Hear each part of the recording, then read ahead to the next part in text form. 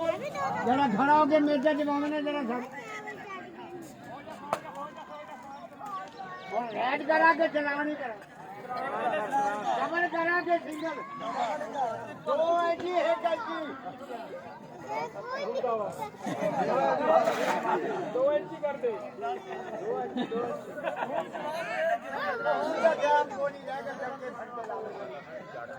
जरूर सारा दाल लग जाता सारे दाल बनना क्यों हो चले जरा भूखे रहते लोग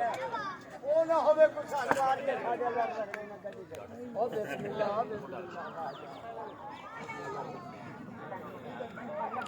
सभी बाजी भेजर बैठे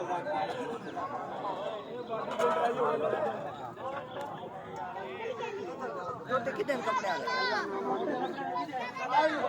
तो दुआ का पहुंचे ये अपने विराट को मुजाहिद को